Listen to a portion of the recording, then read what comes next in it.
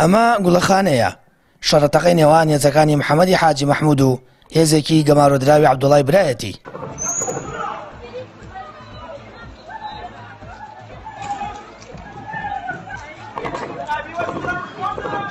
وەک عەبدوڵای حاجی مەحموود ڕایگەیاندووە لە شەڕەکەدا محەممەدی حاجی مەحموود دەست پێشخەری کردووە و بە چەکی قورس و سووک تەقەیان لە ماڵەکەی کردووە. بە پێی زانیاریەکانی پەیام شەڕەتەقە لە نێوان ئەو دوو هێزە نیو کاتژمێر بەردەوام بووە و تەنانەت دەوترێت خودی محەممەدی حاجی مەحموود بەشداری کردو و 4 گولەی RPG ئاڕاستەی خانووەکەی عەبدوڵای حاجی مەحموود کراوە. دواتر هێزەکەی عەبدوڵای برای کە کوڕێکیشی سەرپەرشتی دەکرد وەڵامیان داونەتەوە.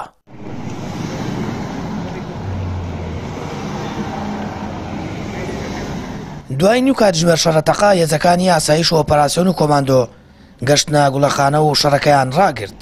لە ئەنجامی شەڕەکەشدا پاسەوانێکی شەهرام کچی محەممەدی حاجی مەحموود و وەرپرسی مەکتەبی ڕاگەیاندن کوژرا و 4 پێشمەرگەی دیکەش بریندار بوون و بۆ نەخۆشخانەکانی سلێمانی گواسترانەوە. شەڕی دوو هێزە چەکدارەکەی گوڵەخانە دڵڕاوکەی زۆری لای خەڵکی ناوچەکە دروست کردووە بە شێوەیەک کاردانەوەی گەورە و بەرفراوانی چین و توێژەکانی لێکەوتەوە و لە تۆڕە کۆمەڵایەتیەکاندا داوای داماڵینی چەک لە گوڵەخانە دەکرێت.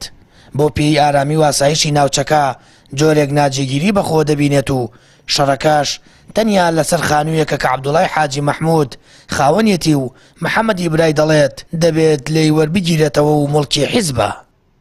زرمە حاو مامازایی بوومە لەرزەیەکە ڕامان کە دەدەڕۆیتر ئاوەشتەکەوا بوویتر خوایگەر ڕەحمیان پێ بکایە خۆخوا مەساحەت خاتە بینیان و کوڕی فەقیر ڕۆژاریی پێنێ و داماون نەوێ و کاکە گیانەوەیتر هەر ئەوەمانە بخوا لەسەریتر کشیشی کوڕی هەیە بەخوا ماشەڵە ئەمدی هەمووی 70 ماڵە کشی کوڕیە و پیاوێیە و کەس و کارە برایە و هەموو شتێکەیتر هەر ئەرەوەڵای سەحال لێ نەرەوەڵا کشی زۆری لێراکە لە ناوێنە ئەوە قەوفەرێک دەناچێ هەموو شوێنەکان کشتی ئەمەنە ترساییتر ڕاستەکەی کشی هاتووە دەرەوە ڕاستی زۆر ناخۆش و کشتی کەسی تایە کشی براوشتی تایە ئەی چۆن ناترسی ئێتر خوای گەورە و مانگی ڕەمەزانە ڕەحمیان پێ بکایە خەخوا مەساحەت خاتە بینیان.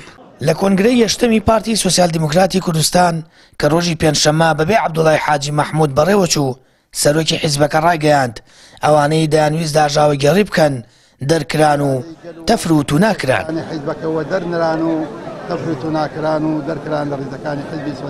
عەبدوڵای حاجی مەحموودیش سوورە لەسەر ئەوەی گوڵەخانە چۆڵ ناکات و لەوێ دەمێنێتەوە.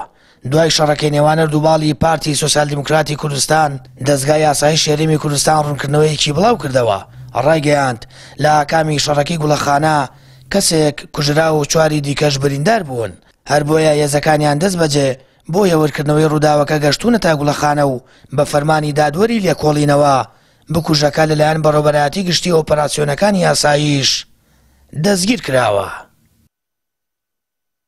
سامان فەتاح کەناڵی ئاسمانی پەیام گوڵەخانە.